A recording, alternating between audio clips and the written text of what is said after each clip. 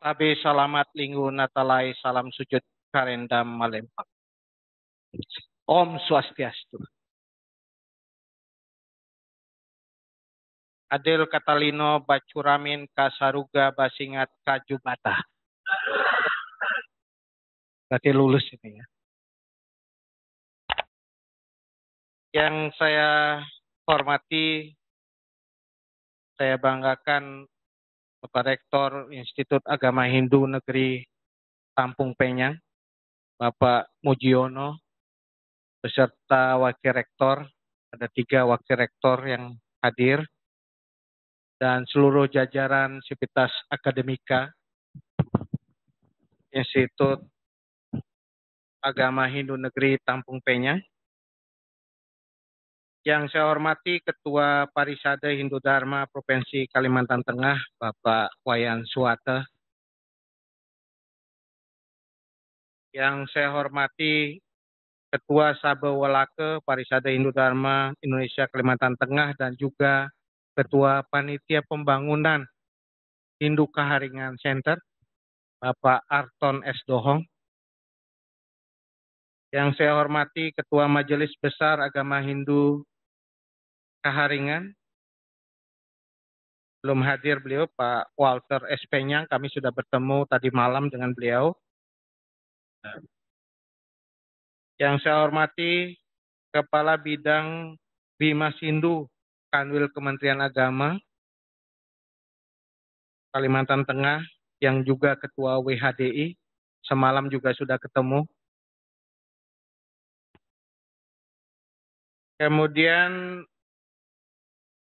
perwakilan DPP Pradah Kalimantan Tengah, yang saya hormati juga Ketua PDK MHDI Kalimantan Tengah, Saudara Beto. Ini Beto atau Bento? Keren, Beto. Ketua Ikatan Cendekiawan Hindu, ini sekaligus juga Wakil Rektor, Bu Tiwi Etika. Ini Bu Tiwi ini berapa kali menghubungi seperti halnya Pak Rektor. Pak Rektor dalam berbagai pertemuan yang saya hadiri dan ada beliau, pasti beliau menyampaikan kepada saya kapan ke Tampung Penyang, kapan ke Kalimantan Tengah. Sudah berkali-kali, pertemuan yang ketiga terakhir itu kami ketemu di Denpasar, beliau menyampaikan hal yang sama. Kemudian ditindaklanjuti oleh Bu Tiwi, menghubungi saya via WA. Akhirnya saya membuat janji sama Bu Tiwi akan hadir hari ini. Dan acara ini mengalahkan acara yang harusnya saya hadiri bersama Presiden di Besakih. Hari ini Presiden Jokowi meresmikan penataan kawasan suci Pura Agung Besakih, sebuah pura yang menjadi kebanggaan kita bersama, tidak hanya bagi umat Hindu di Bali, tetapi juga umat Hindu di Nusantara. Presiden Jokowi memberi perhatian sangat luar biasa terhadap penataan tempat-tempat ibadah. Jadi beliau tidak hanya menata kembali Masjid Istiqlal, tetapi juga beliau memberi perhatian terhadap penataan Pura Agung Besakih. Sehingga dengan penataan itu, tempat yang kita sucikan itu terjaga kesuciannya, menjadi tempat yang betul-betul kondusif untuk mencapai ketenangan, tidak semrawut karena kemacetan, dan kita juga bersama-sama menjaga aset ini secara baik di masa-masa yang akan datang. Dan hari ini kita juga terima kasih atas kehadiran dan juga saya menaruh rasa hormat kepada Prof. Ketut Subagyaste, penglingsir sesepuh yang sudah lama bersama kita semua, merintis juga proses naiknya status Sekolah Tinggi Agama Hindu Negeri Tampung Penyang menjadi Institut Agama Hindu Negeri Tampung Penyang. Ini sebuah proses yang terjadi di era Bapak Presiden Jokowi. Ketika saya baru pertama menjadi staf khusus Presiden, Pak Prof. Subagiasto lah yang menghubungi saya bagaimana membantu proses peningkatan status Sekolah Tinggi Agama Hindu Negeri Tampung Penyang menjadi institut. Dan atas izin Astungkara, atas anugerah Ide Sang Yang Paramo Kawi, maka proses itu sudah ditetapkan oleh Presiden. Dan kita bersyukur di era Bapak Jokowi juga tidak hanya melahirkan institut-institut baru, ada 2 institut yang lahir di masa Pak Jokowi. Satu adalah Institut Agama Hindu Negeri Tampung Penyang dan Institut Agama Hindu Negeri Gede Puja Mataram. Dan ada satu sekolah tinggi yang lahir, yaitu Sekolah Tinggi Empu Kuturan di Singaraja. Dan tidak kalah pentingnya kita catat dalam sejarah, yaitu ditetapkannya Institut Hindu Dharma Negeri Denpasar menjadi Universitas Hindu Negeri I Gusti Bagus Sugriwa. Ini adalah Universitas Hindu Negeri pertama di Indonesia dan itu dilahirkan di era pemerintahan Pak Jokowi. Mudah-mudahan ke depan dalam waktu dekat kita akan menambah lagi sekolah tinggi agama Hindu STHD Klaten yang rencananya akan menjadi sekolah tinggi agama Hindu Negeri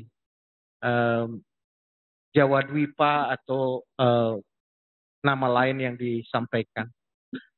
Bapak Ibu sekalian yang saya hormati, saya juga ingin menyapa adik-adik mahasiswa yang hadir pada kesempatan hari ini. Sangat luar biasa Anda semua sebagai generasi muda Hindu bersemangat untuk hadir di pagi hari ini. Terima kasih. Bapak Ibu sekalian yang saya hormati, ketika saya hadir pertama kali berapa tahun yang lalu di Institut Tampung Penyang, saya ketemu sama Pak Prof. Ketut Subagiasto dan juga pada saat itu Menteri Riset dan Teknologi ya, Pendidikan Tinggi Ristek Dikti hadir waktu itu, Pak Nasir, Prof. Nasir hadir di ruangan ini untuk menyampaikan sambutan atau pidato pembukaan acara yang diselenggarakan oleh adik-adik KMADI. Waktu itu saya juga memberikan apresiasi karena setelah institut sudah mulai banyak hal yang dibangun oleh IAIN Tampung Penyang, dan saya juga hari ini semakin bangga karena kemajuannya sudah sangat pesat sekali dari beberapa tahun ketika saya hadir di sini. Tadi Pak Rektor sudah menyampaikan ada beberapa hal yang penting yang akan menjadi bagian dari perubahan yang dilakukan oleh IAIN Tampung Penyang ini ke depan. Saya memberikan beberapa masukan, terutama kalau kita ingin menegaskan kembali visi IAIN Tampung Penyang atau slogan IAIN Tampung Penyang untuk menjadi kampus yang berbudaya. Karena memang salah satu yang menjadi ciri khas dari kampus itu adalah dia punya semacam moto atau prinsip dasar yang bisa menjadi wadah dari pergerakan kampus itu ke arah kemajuan. Kampus berbudaya itu setidaknya bisa dilihat dari berbagai hal. Yang pertama tentu orang akan lihat secara fisik, penampakannya. Tadi saya sudah menyampaikan kepada Pak Rektor, sebaiknya kita mulai dengan membangun identitas kampusnya semakin jelas dengan budaya yang mengadopsi kearifan lokal masyarakat adat Dayak. Sehingga ketika orang masuk kampus, itu sudah terbayang di dalamnya satu kampus yang mewakili sebuah identitas masyarakat Hindu Kaharingan yang terintegrasi menjadi bagian dari Hindu Nusantara yang kita miliki saat ini. Berbudaya itu bukan semata-mata dari sisi fisik, tetapi kita juga harus melihat lebih jauh lagi pada sisi bagaimana gerak, langkah, dan aura yang dibangun di dalam proses pembelajaran di kampus.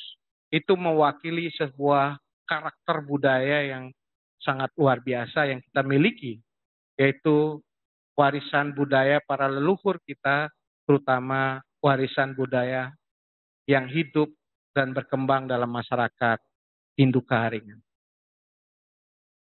Jadi kalau kita ingin berbudaya dalam pengertian yang luas itu, Bapak, maka kita harus melihat kampus ini harus betul-betul dikelola dengan karakter budaya.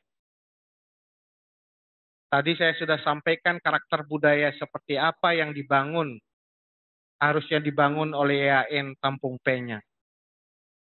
Satu yang saya dapatkan dari apa yang saya lihat dari berbagai literatur adalah budaya untuk menyatu. Dalam bahasa yang disampaikan oleh teman-teman di Jawa, terutama Pak Muji, ya nyawiji, menjadi satu. Budaya menjadi satu itu sesuatu yang penting sekali. Karena kita di dalam keragaman, kebinekaan. Mungkin di dalam masyarakat Hindu Kaharingan, keragaman sukunya, subsukunya, budayanya juga sangat identik, sangat luas. Dan kita juga punya momen sejarah yang sangat penting. Apa itu? Oh, penyengat. Kita punya juga fase momentum sejarah yang juga sangat penting, yaitu tadi saya bisik-bisik dengan Prof. Subagyasta, yaitu Tumbangan Noi 1889. Sebuah hal yang harus kita jadikan rujukan di dalam membangun budaya persatuan di kalangan umat Hindu, terutama umat Hindu Kaharingan. Karena dengan bersatu itulah kemudian kita bisa melangkah secara lebih baik, lebih maju ke depan. Jadi budaya persatuan yang kemudian kita bisa referensinya kita ambil dari berbagai peristiwa sejarah, termasuk kita mengutip sesanti yang kita sebut sebagai Bhinneka Tunggal Ika Tanhana Dharma Mangrua, itu adalah satu fondasi dasar sangat penting dari kampus ini. Jadi persatuan, kesatuan di antara umat Hindu itu adalah budaya yang harus dibangun. Budaya persatuan. Yang kedua, Bapak Ibu sekalian, berbudaya itu juga pengertiannya kita tidak semata-mata hadir dengan sesuatu yang sifatnya artifisial, tetapi sangat fundamental, yaitu bagaimana kita bisa menjadikan budaya yang kita, kearifan lokal yang kita miliki itu dalam ekspresi-ekspresi seni yang bisa disalurkan oleh anak-anak muda kita. Jadi kalau bisa kampus Kampung Penyang ini juga kampus yang berbudaya yang dirayakan melalui seni-seni yang hidup dalam masyarakat yang beragam, terutama kalau kita mengangkat seni Hindu Kaharingan. Berbudaya yang ketiga yang menurut saya penting adalah budaya kita untuk membangun satu landasan etik baru. Budaya itu tidak hanya seni, tapi juga etik baru. Yang kita ambil inspirasinya dari kasanah kearifan lokal yang kita miliki. Saya kira masyarakat Hindu Kaharingan sangat kaya sekali dengan filosofi yang ada. Sehingga ke depan kita bagaimana membuat kampus ini menjadi contoh, menjadi model dari munculnya etika baru yang ada dalam Kalimantan Tengah dan juga secara luas di dalam masyarakat Nusantara saat ini. Yang saya maksudkan sebagai etika baru itu bagaimana kita mengapresiasi kesadaran baru tentang lingkungan yang juga muncul menjadi kegelisahan berbagai pihak di dunia ini dan juga menjadi jawaban atas persoalan-persoalan kekinian yang ada dalam masyarakat kita. Jadi kalau kita ingin mengatakan secara singkat, Tampung Penyang harusnya jadi contoh gerakan untuk konservasi budaya yang pada saat bersamaan menjadi konservasi lingkungan.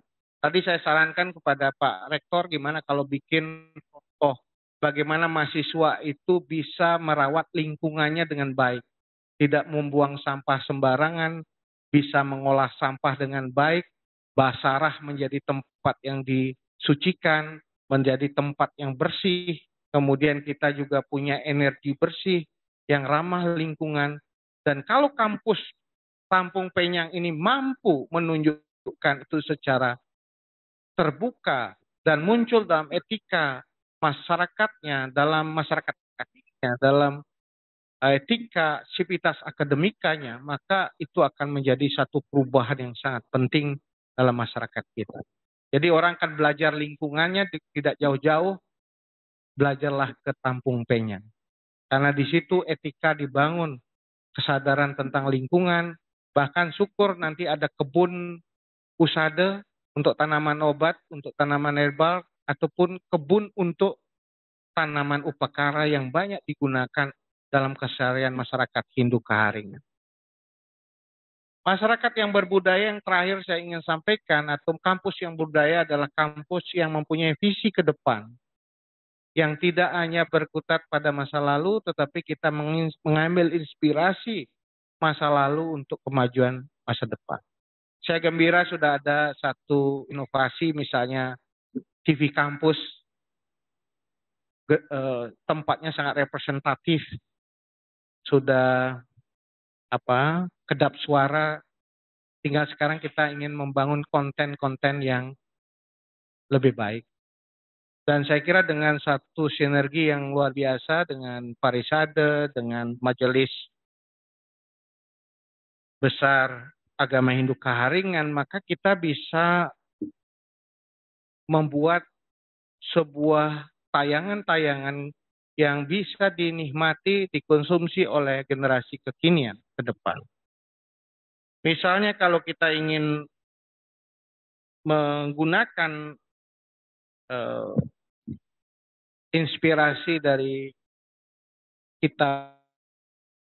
Tapi Bapak Ibu sekalian, bonus demografi itu bisa menjadi bencana demografi. Kalau kita tidak mampu untuk menyiapkan diri secara baik. Menyiapkan diri untuk mengantisipasi ledakan demografi. Jadi kalau Bapak Ibu sekalian persoalan bonus demografi ini kita tidak hati-hati, maka jumlah usia produktif yang sangat besar itu akan bisa memunculkan pengangguran terdidik yang sangat besar, yang juga bisa menimbulkan masalah ekonomi, masalah sosial, masalah budaya, dan lain-lain. Oleh karena itu, saya ingin mengajak Anda semua untuk memikirkan konteks yang kita hadapi hari ini dan juga ke depan. Nah, Bapak Ibu sekalian, apa yang harus kita siapkan? Terutama oleh umat Hindu. Kita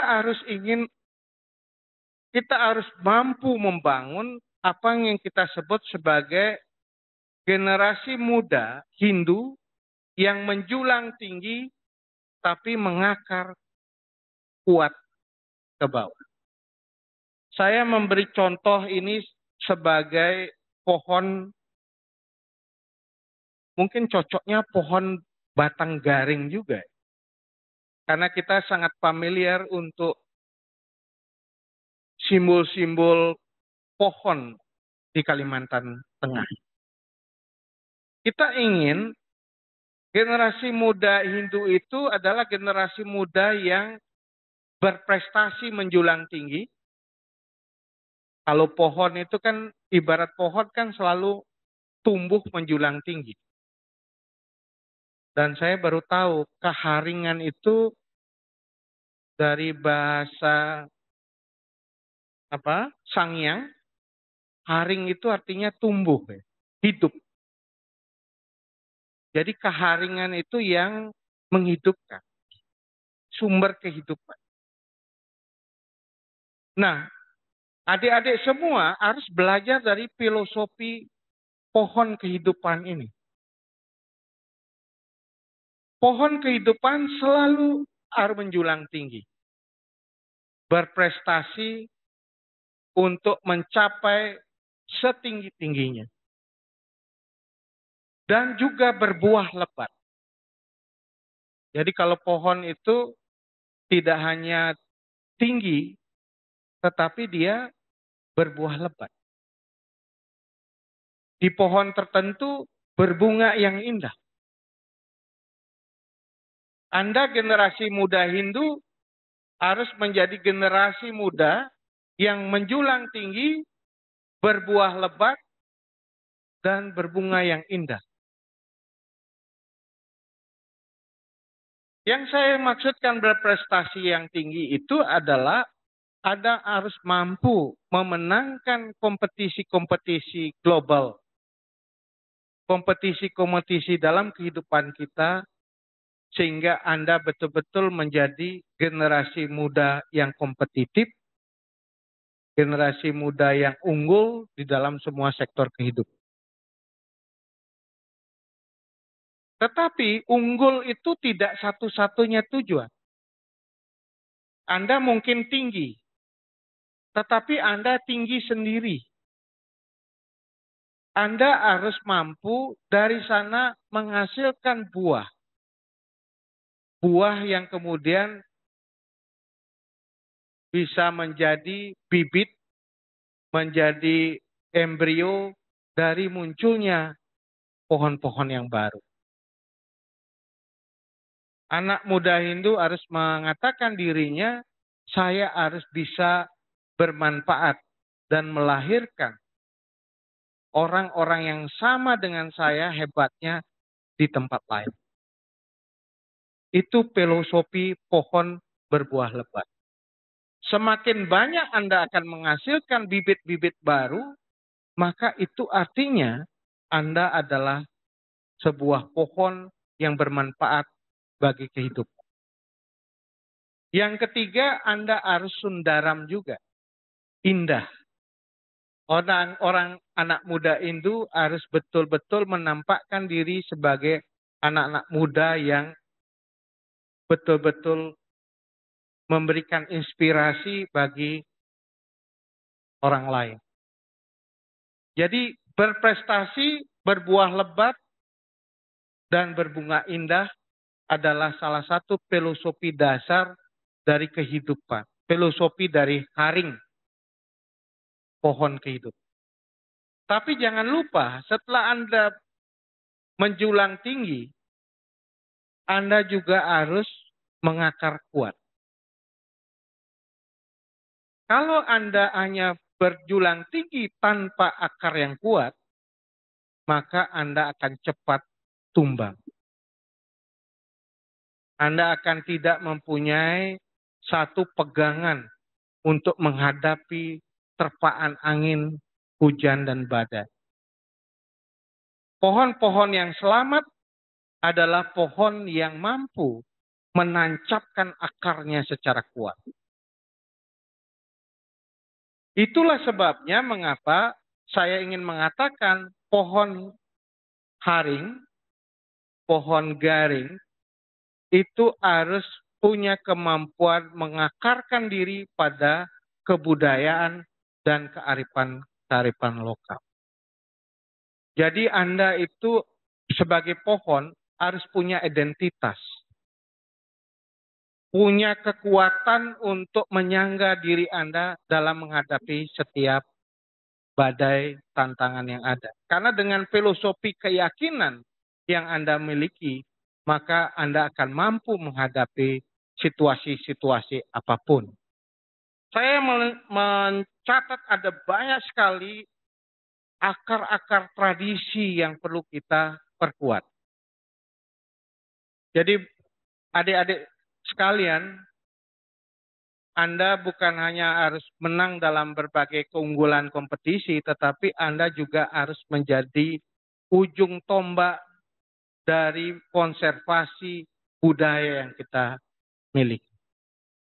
Karena kalau tidak Anda, siapa lagi yang akan mempertahankan, yang melestarikan budaya yang kita miliki? Saya sering mencontohkan bahwa tugas kita untuk melakukan upaya mengakarkan diri itu akan muncul ketika kita menjalankan berbagai fungsi. Mungkin dalam slide saya yang terakhir itu saya menyebutkan ada beberapa fungsi yang penting yang harus dijalankan. Fungsi yang pertama adalah eskapasi. Ini saya menyebutkan diri saya itu seolah-olah seorang arkeolog yang berupaya untuk melakukan ekskavasi dari nilai-nilai kearifan lokal yang ada. Karena apa? Karena apa yang kita warisi saat ini belum sepenuhnya kita ketahui. Jadi beberapa hal yang muncul di dalam kitab Panaturan yang terdiri dari 63 pasal dan 2951 ayat, itu adalah bagian yang tertulis yang ada. Kalau Anda memperhatikan, warisan leluhur kita itu ada yang tertulis, ada yang tidak tertulis. Di Bali disebut yang tertulis itu tertulis di dalam lontar, yang tidak tertulis disampaikan, diwujudkan di dalam lontar tanpa tulis. Lontar tetapi tidak tertulis. Masyarakat Tengger, Jawa Timur, itu membagi dua hal. Ada namanya kitab kering, kitab garing, dan kitab teles, kitab basah. Kitab garing itu adalah yang tertulis, seperti kitab Panaturan, tapi ada kitab teles yang hidup di dalam kebiasaan, tradisi, ritual yang ada di dalam masyarakat. Itu yang kemudian disebut lontar tanpa tulis. Apakah itu dalam mitos, dalam cerita rakyat, di dalam simbol-simbol, di dalam praktek ritual, itu luar biasa banyak. Jadi tugas kita sebagai mahasiswa Hindu bukan hanya membaca lontar yang tertulis itu, Panaturan itu, tetapi mencari, menggali hal-hal yang tidak tertulis. Dalam bahasa lain disebut dreste. Selain sastra dreste yang tertulis, ada yang namanya kune dreste. Sesuatu yang kebiasaan turun-temurun. Loka dreste. Desa dreste. Atau ada yang disebut dengan kula dreste. Tradisi yang muncul di dalam keluarga. Jadi tugas mahasiswa Hindu untuk mengakarkan diri sekaligus menggali warisan-warisan nilai yang dimiliki oleh para leluhur kita, baik yang tertulis maupun yang tidak tertulis. Karena sangat banyak. Oleh karena itu saya minta Anda semua sensitif terhadap apa yang ada di sekitar Anda, yang dipraktekkan oleh orang tua Anda, apa yang dilakoni oleh masyarakat komunitas di sekitar Anda. Karena luar biasa banyaknya yang menurut saya penting. Seperti konsep-konsep yang ada misalnya dalam masyarakat Hindu Karingan. Saya mencoba membaca ada 3 tungku penjaga langit. Ini luar biasa sekali. Ada konsep kayu kanalak, apa ini terakhir? Pohon yang menjaga, mempertahankan hukum-hukum Tuhan. Hukum-hukum yang diberikan oleh Ranyi Hatala. Ada kayu pampak 1000. Ya, Prof. Ketut. Pohon kehidupan yang mencerminkan bagaimana hubungan kita dengan alam semesta. Kemudian ada kayu erang tinggan. Pohon kehidupan yang menjaga keseimbangan dan kedamaian. Nah, ini mirip dengan konsep Trihita Karana. Bagaimana kita menjaga hubungan dengan Ranying Hatala, kemudian bagaimana dengan alam semesta, dan bagaimana dengan sesama. Ini kita bisa temukan di dalam berbagai praktek ritual kita, termasuk masyarakat Hindu Karingan sangat luar biasa dalam mempraktekkan upacara mulai dari kelahiran sampai kematian. Pesan-pesan itu tersimpan di dalam berbagai ritual yang kita miliki. Misalnya ini lebih detail dibandingkan yang kita punya di dalam kasana upacara di Bali. Misalnya dengan megedong-gedongan saja. Di sini mulai dari mengandung 3 bulan, mengandung 7 bulan, mengandung 9 bulan. Jauh lebih padat. Dan perhatian terhadap ibu yang mengandung ini menjadi concern kita. Hari ini, Pak Arton misalnya kita presiden bicara soal anti-stunting. Karena kita harus menyiapkan ibu yang betul-betul bisa sehat dan melahirkan generasi muda yang sehat juga. Jadi leluhur kita melalui upacara-upacara ini justru bisa mengajarkan kepada kita bagaimana cara merawat ibu yang hamil ini betul-betul bisa menjadi sehat dan bisa melahirkan generasi emas. Nah, karena itu saya ingin mengajak adik-adik semua mahasiswa IAIN Tampung Penyang untuk melakukan penggalian terhadap kearifan-kearifan lokal ini. Melakukan ekskavasi. Kemudian tidak cukup menggali, kita refleksikan dalam kehidupan yang baru. Di situ revitalisasinya. Apa sih makna ke upacara itu bagi konteks kekinian kita?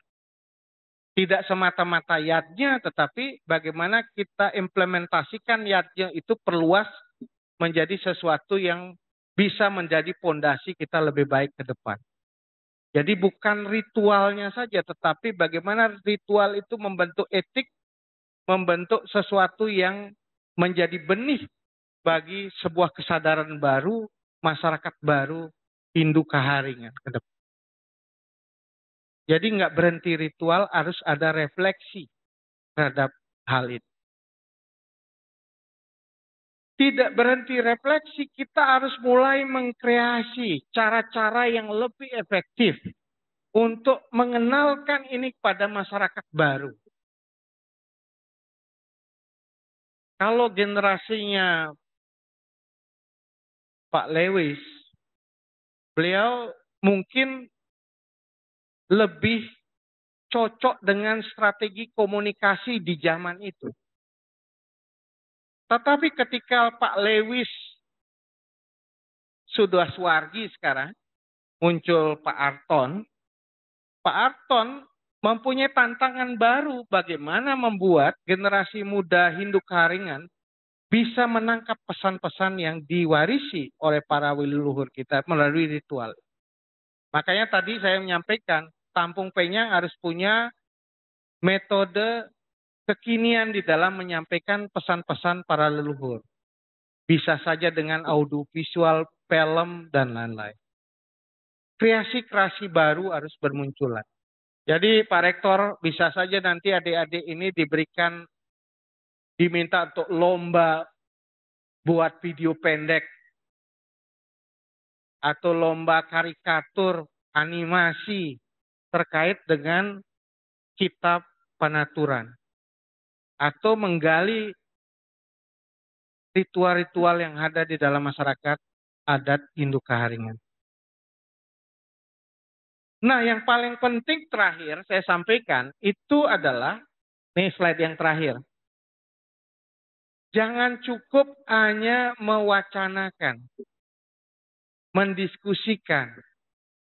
Kita harus bergerak ke aksi. Ini tantangan umat Hindu. Dharma wacana sudah banyak. Dharma tulo juga sudah sering. Tetapi bagaimana Dharma tulo, Dharma wacana, Dharma sadana menjadi prakerti, menjadi tindakan kita sehari-hari. Itu tantangan umat Hindu. Kita tidak cukup hanya dengan berhenti di wacana dan tulo. Harus ada dharma sadana dan dharma prakerti agar apa yang kita bicarakan, apa yang kita sampaikan sebagai warisan adiluhung itu betul-betul kita wujudkan dalam kehidupan sehari-hari. Kita sudah punya konsep tentang kayu pampang 1000. Tapi kita nggak pernah implementasi. Kita sudah punya konsep tentang kayu erang pinggang. Kita nggak pernah laksanakan. Kita ribut antar umat, ribut antar saudara, tidak menjalankan apa yang menjadi filosofi dasar.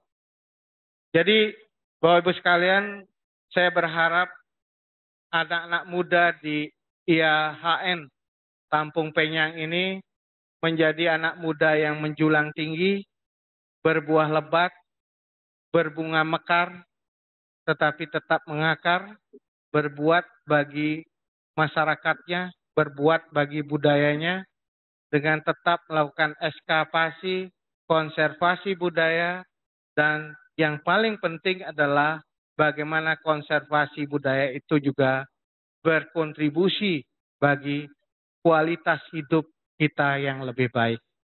Umat Hindu harusnya dengan konservasi budaya yang lebih baik, budaya yang luar biasa diluhung, bisa hidup yang lebih baik. Leluhur kita ingat, hidup dari alam. Leluhur kita itu adalah leluhur yang harmoni dengan alam. Tetapi leluhur kita tidak pernah kekurangan karena sudah diberikan oleh Allah. Kita mewarisi ilmu dari para leluhur itu, mewarisi ilmu bahwa kita harus dekat dengan alam, tetapi jangan sampai kenyataannya kita justru yang merusak alam, merusak budaya, dan tidak memberikan kesejahteraan bagi kehidupan kita di masa yang akan datang. Saya kira itu yang ingin saya sampaikan pada kesempatan yang baik ini. Tentu setelah ini kita bisa lanjutkan dalam diskusi. Saya akhiri dengan Om Santi, Santi, Santi. Sahe, Sahe, Sahe.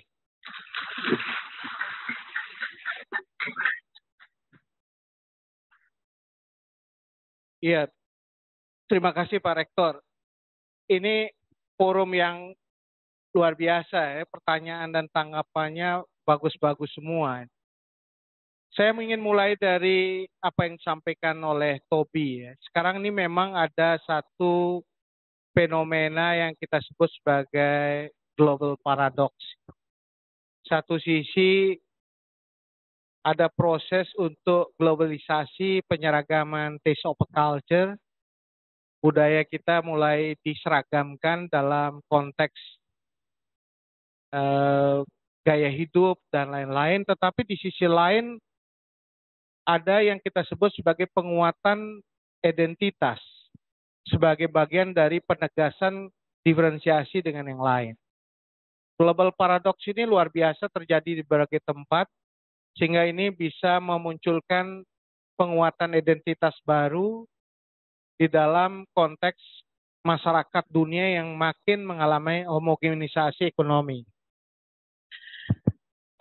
Penguatan identitas itu menjadi persoalan kalau dia hanya sebatas muncul sebagai rasa memiliki identitas. Atau klaim identitas yang kemudian dipolitisasi menjadi politik identitas. Kalau hanya menjadikan identitas itu sebagai milik, bahkan menjadi bagian dari simbolisasi politik, itu justru berbahaya, apalagi kemudian digunakan untuk ekonomi, komoditi ekonomi. Saya ingin umat Hindu, Keharingan, itu bergerak dari sekedar merasa memiliki menjadi sesuatu yang sifatnya menyuarakan dan mengajak nilai-nilai dalam nilai kearifan lokal itu diwujudkan di dalam realitas kehidupan sosial dan budayaan. Jadi yang penting bagi saya sekarang itu adalah bukan soal identitas itu milik siapa, tetapi bagaimana identitas itu mengandung dieksplorasi pesan-pesan nilainya yang dalam dan itu disuarakan secara terus-menerus sehingga mempengaruhi perilaku sosial dan budaya masyarakat.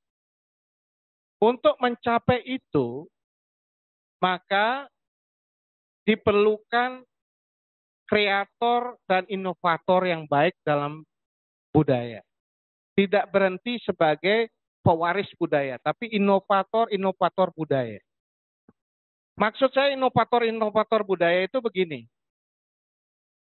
Simbol yang tadi batang haring yang dipakai oleh berbagai pihak, itu kan berhenti sebagai artifisial.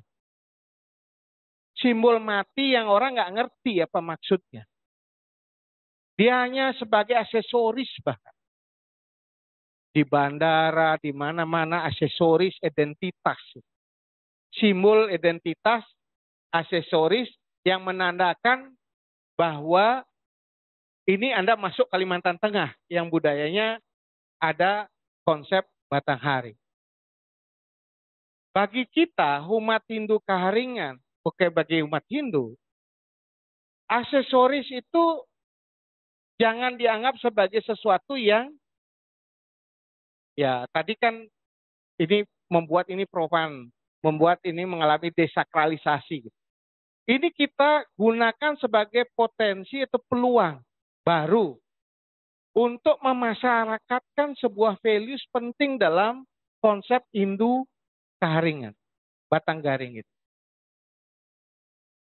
Jadi harus ada kreator atau inovator di dalam budaya Hindu Keharingan yang berupaya untuk merumuskan, oh ini loh makna esensial dari batang haring itu seperti ini.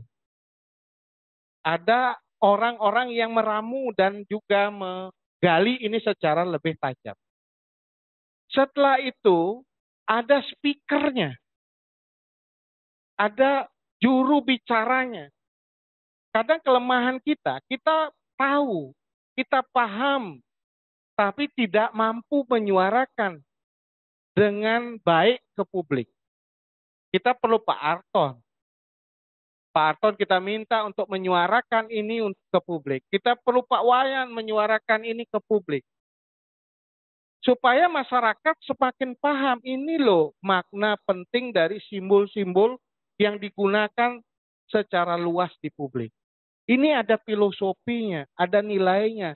Tidak semata-mata simbol mati. Aksesoris. Tapi sesuatu yang bermakna penting. Kalau Anda memasang ini di basarah, itu ada artinya. Anda harus secara harmoni dengan Ranying Mahatala, dengan semesta dan sesama. Itu maknanya. Manusia itu di antara dunia atas dan dunia bawah. Itu maknanya. Apa makna ada guci, ada gong, ada tombak, ada pohon, semua menjulang tinggi. Apa makna itu? Kita perlu juru bicara yang handal untuk itu. Menyuarakan ini secara terus-menerus, sehingga dipahami. Nah, kalau juru bicara publik ini kita sudah dapatkan, maka kita menjadi agenda setter. Memberikan agenda setting bukan followers. Beda loh. Kalau Anda hanya menerima interpretasi orang lain terhadap batang haring, maka itu namanya Anda followers, pengikut. Tapi kalau Anda memberikan interpretasi baru terhadap simbol-simbol yang ada yang dipakai oleh Hindu Keharingan, Anda agenda setter. Anda yang menentukan agenda perbincangan publik tentang simbol itu.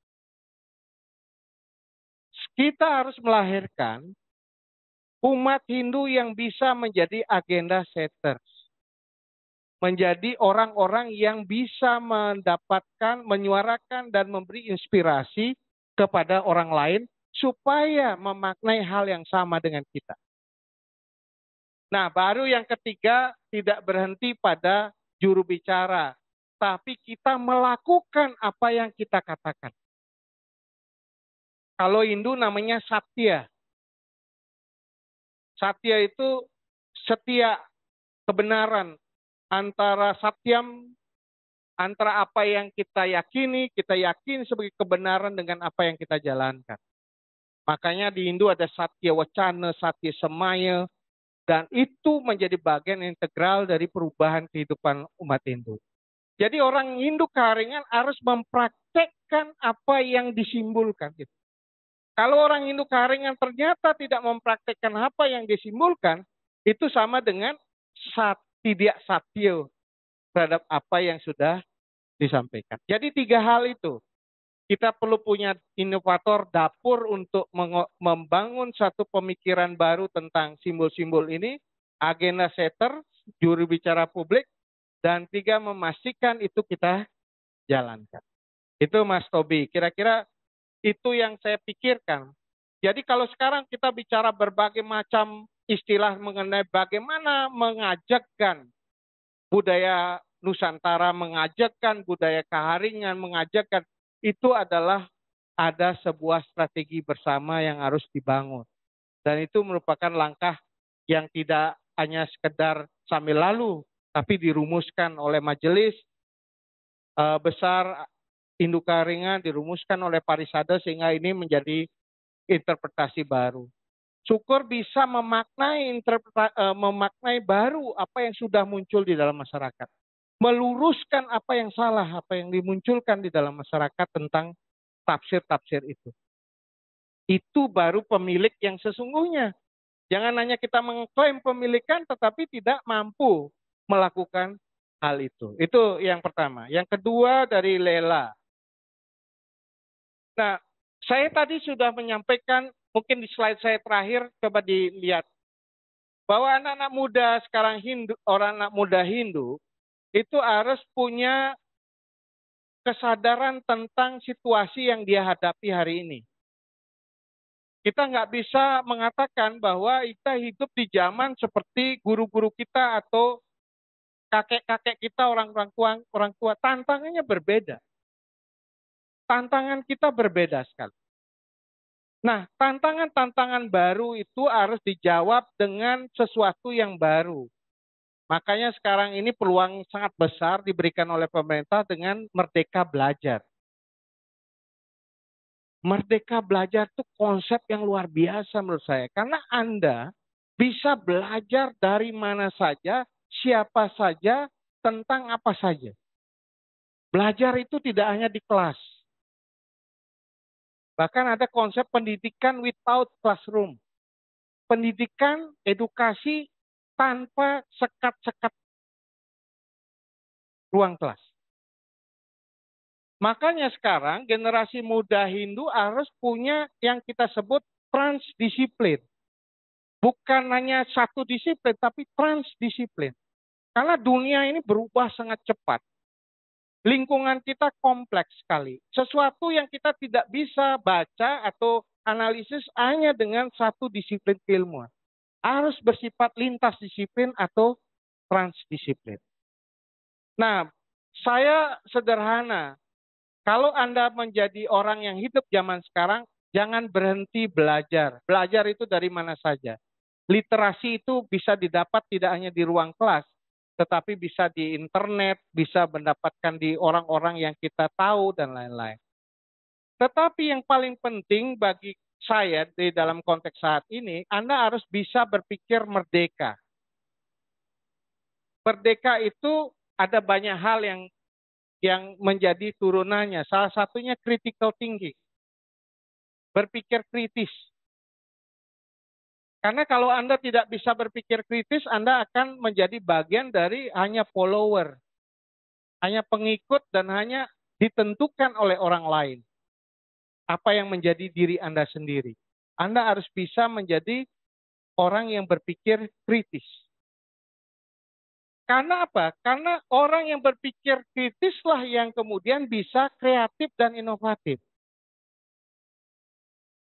Jadi kalau Anda mau inovatif, mau kreatif, tanpa punya kemampuan berpikir kritis, lupakan.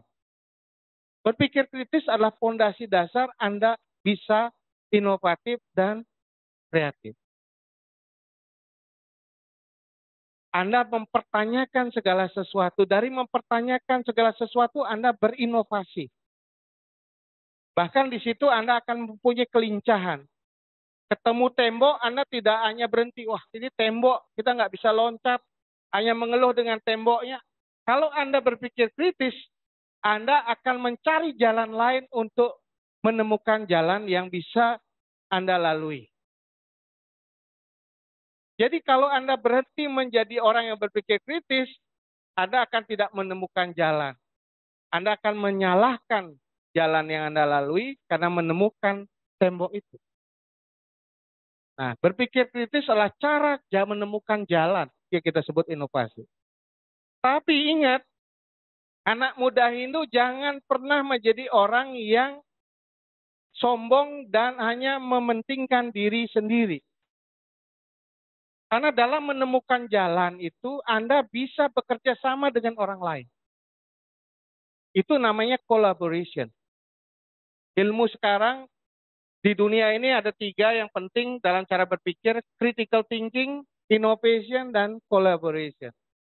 Kalau Anda tidak bisa menemukan jalan sendiri, Anda akan bergandengan dengan orang lain agar bisa menemukan jalan. Itulah sebabnya mengapa collaboration sangat penting di dalam konteks cara berpikir Anda. Nah, bukan collaboration artinya Anda kerjasama untuk menjawab soal dari Pak dosen, ya. Ngerjain soal itu collaboration, nah, yaitu kan itu. Tapi collaboration pengertiannya Anda menemukan sesuatu bersama-sama dan mengerjakan secara bersama-sama untuk menemukan tujuan yang lebih besar atau mencari tujuan yang besar.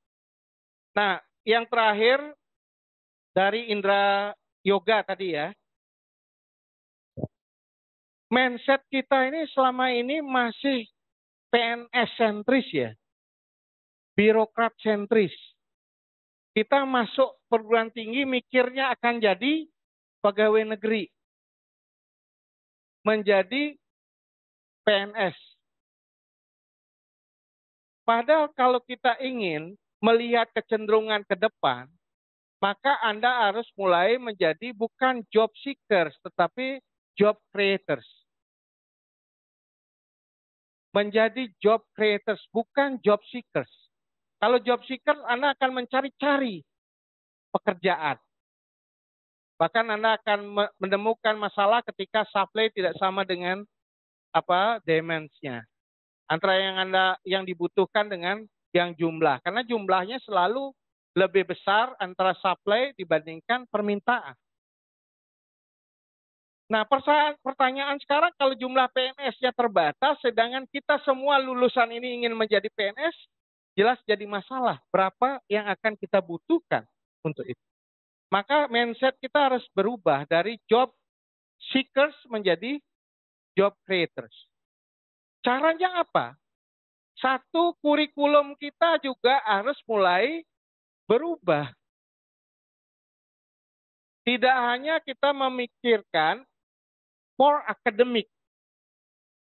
Hanya untuk akademik saja. Kita harus pikirkan ini lulusan IAIN Kampung Penyang nanti ketika dia sudah jadi sarjana mau dibawa kemana? Itu juga harus kita pikirkan. Nah, oleh karena itu saya saran ke Pak Rektor tadi pagi, bagaimana kalau asrama mahasiswa itu juga ditambahkan dengan balai latihan kerja. Atau yang kita sebut entrepreneurship, entrepreneur center gitu loh. Jadi kalau misalnya adik-adik sudah dapat kelas atau kuliah tentang Dharma Acarya, Dharma banyak sekali pelajaran di kelas yang Anda dapat, pulang sekolah, pulang dari kampus, Anda kembali ke asrama, tetapi ada kegiatan ekstra kampus yang Anda lakukan, yaitu meningkatkan keterampilan Anda dalam menghadapi tantangan pekerjaan di masa yang akan datang. Jadi Anda tidak hanya menjadi sarjana, tetapi orang yang terampil. Nah, entrepreneurship harus dibangun di kampus. Entrepreneurship itu harus ditumbuhkan di kampus. Tapi entrepreneurship berbasis nilai-nilai agama Hindu.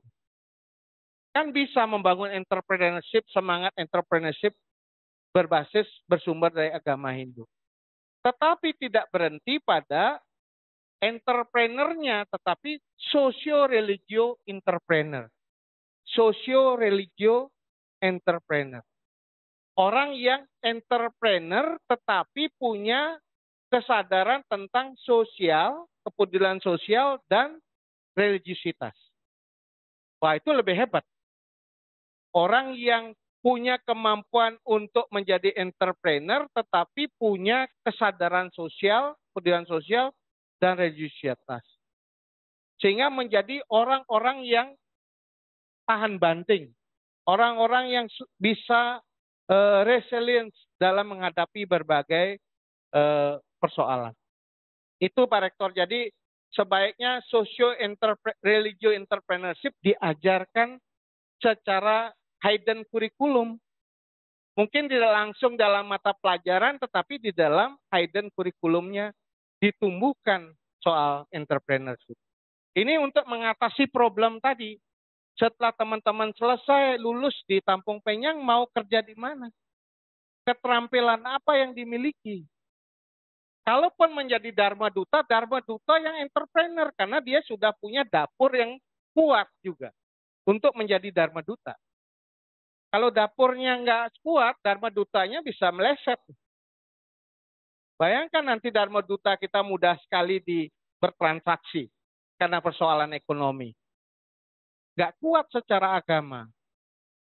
Bagaimana kita memunculkan misalnya nama Pinandita kita apa?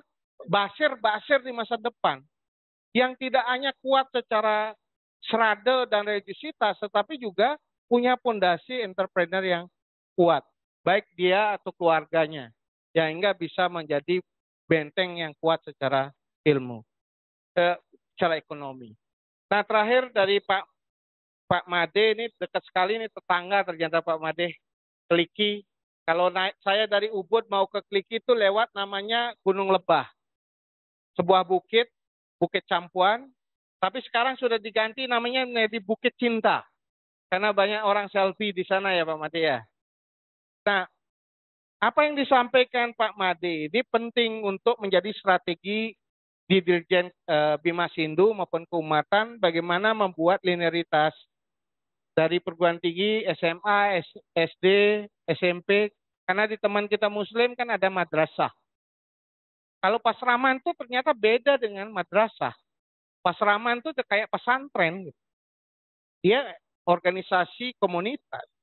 Kalau madrasah itu adalah sekolah yang negeri yang dibangun oleh baik pendidikan menengah maupun pendidikan dasar. Kemudian disebut Widyalaya ya. Nah, Pak Dirjen sedang membahas soal itu. Kita harapkan ini bisa kajiannya bisa secepatnya kita dapatkan dan mudah-mudahan ada perubahan di dalam penyiapan ini. Kalau linearitasnya tidak terbangun, maka ya input kita juga tidak jelas. Dan kita juga penting memanfaatkan sumber daya negara melalui APBN dan APBD ini untuk kepentingan pendidikan umat. Nah, itu sebabnya mengapa soal angka statistik penting, Pak Wayan.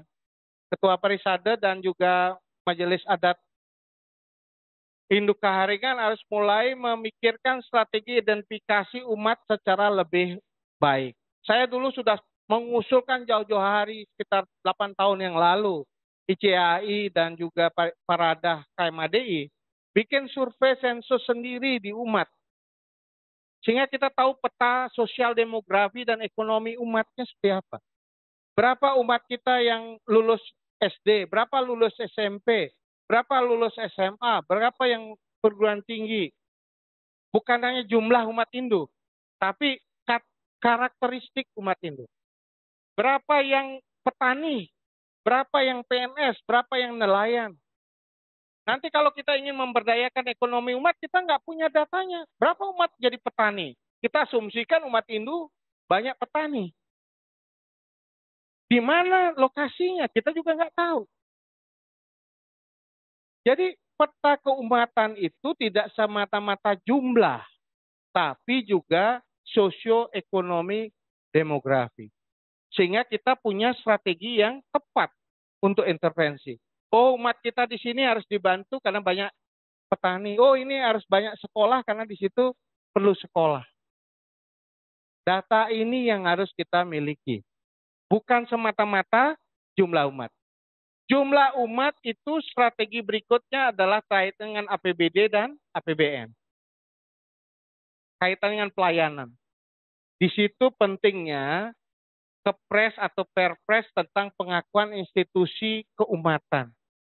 Kalau nggak salah MUI, Majelis Ulama Indonesia itu sudah ada Kepresnya, Pak Arton. Jadi kalau sudah ada Kepres atau Perpresnya, dialokasikan di APBN, APBD, bisa Pak. Tapi Parisade itu belum ada itu.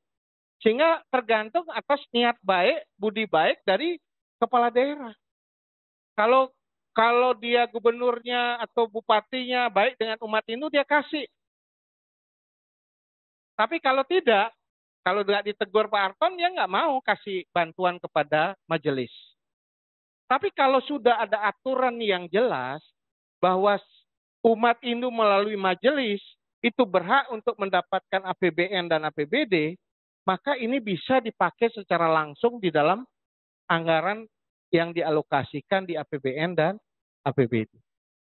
Jadi jumlah umat itu akan terbantu kalau kita punya juga satu alokasi anggaran yang tetap yang diberikan kepada institusi-institusi keagamaan umat Hindu. Kalau tidak, kita sporadis akan tidak ada efektifnya. Jadi intinya jumlah umat itu adalah strategi untuk memperoleh sumber dana yang ada yang harus diberikan oleh kewajiban negara kepada kita dalam konstitusi, tapi tidak berhenti di situ, harus ada peta demografi sosioekonomi supaya kita bisa menjaga konsistensi pemberdayaan dan pembinaan umat dengan baik. Kalau dia tidak kita lakukan, maka pembinaan umat hanya serada aja. Tiap hari orang diberikan dharma wacana, diberikan serada, mungkin itu bisa di satu sisi. Tapi sisi lain, ketika masalah umat dalam ekonomi terjadi, maka serada itu terpinggirkan oleh persoalan-persoalan ekonomi. Sekarang itu yang ingin saya sampaikan. Mohon maaf kalau ada kekurangan. Saya akhiri dengan para Santi Om Santi Santi Set. Sahe.